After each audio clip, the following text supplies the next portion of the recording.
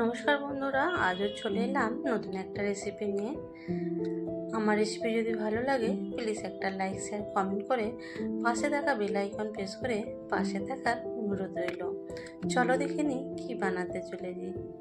আজ আমি বানাবো সুজি আর আলু দিয়ে একটা স্ন্যাক্স।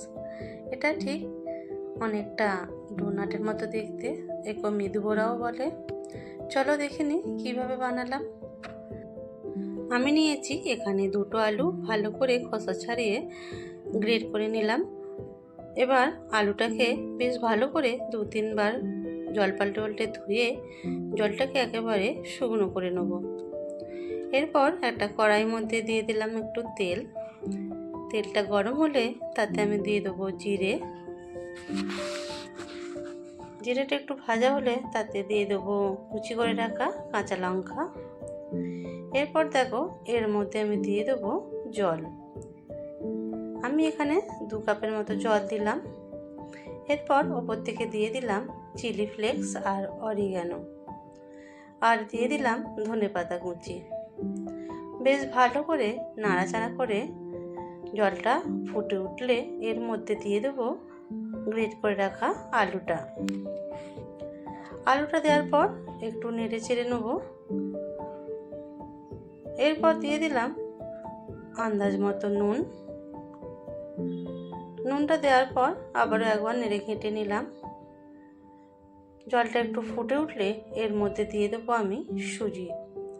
এক হাতে সুজি ঢালতে থাকবো আর অন্য হাতে আমি নাড়তে থাকবো।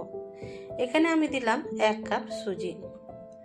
সুজিটাকে বেশ নাড়াচাড়া করে নিতে হবে লো ফ্লেমে।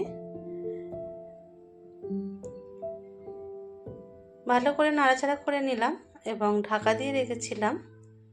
এরপর সুজিটাকে নামিয়ে এবার আমি যেভাবে আটা ময়দা মাখে সেভাবে মাখিয়ে নেব।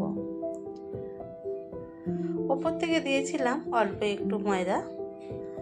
তো দেখো সুন্দরভাবে আমি এখানে সুজিটাকে মাখিয়ে নেব। সুজিটা বেশ সুন্দরভাবে মাখানো হয়ে গেল, একটা ডোয়ের মতো করে নিলাম। এরপর হাতটা আমি ধুয়ে নেব। হাতটা ধুয়ে হাতের মধ্যে একটু মেখে নেব তেল। এরপর একটুখানি আমি লেচি কেটে নেব। এবার একটা গোল ডালা করে একটু চ্যাপটা করে এইভাবে আমি শেপটা দিয়েছিলাম, দেখতেই পাচ্ছ। এইভাবে আমি একটা শেপ দিয়ে দিলাম।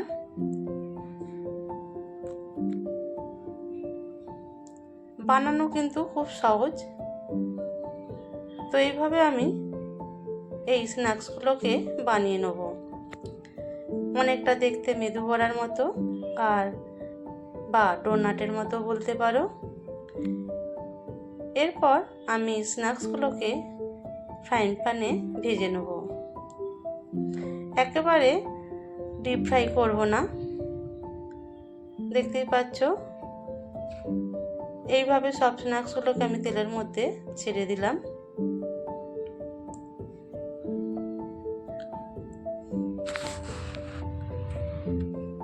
এক পিঠটা হয়ে গেলে এবার আমি অন্য পিঠটা উল্টে দেবো। এইভাবে উল্টে পাল্টে আমি বেশ লাল লাল করে স্ন্যাক্সগুলোকে ভেজে নেব।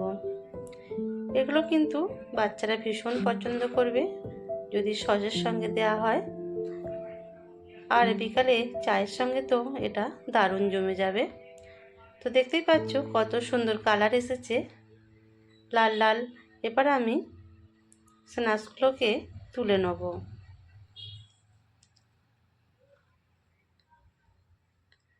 এইভাবে সব স্ন্যাক্সগুলোকে আমি ভেজে নিয়েছিলাম। ভীষণই সুন্দর খেতে হয়, বাড়িতে অবশ্যই একবার বানিয়ে দেখো। সব স্ন্যাক্সগুলো এইভাবে লাল লাল করে বানিয়ে নিলাম। এবার এটাকে তোমরা চায়ের সঙ্গে কিংবা সসের সঙ্গে পরিবেশন করতে পারো। তো আমি এটাকে সসের সঙ্গে পরিবেশন করলাম। ভেতরটা নরম আর বাইরেটা ভীষণই ক্রিস্পি হয়। একটা তোমাদের ভেঙে দেখাচ্ছি। দেখতেই পাচ্ছ কতটা সুন্দর হয়েছে। আজকের রেসিপিটা কেমন লাগলো অবশ্যই জানিও। ভালো লাগলে একটা লাইক শেয়ার কমেন্ট করে পাশে থাকার বেল আইকন প্রেস করে পাশে থাকার অনুরোধ রইল। পুরো ভিডিও দেখার জন্য অনেক অনেক ভালোবাসা। আজ তবে এটুকু, আবারও আসবো আগামী দিনে নতুন কোনো ভিডিও নিয়ে। সবাই ভালো থেকো, সুস্থ থেকো, ধন্যবাদ।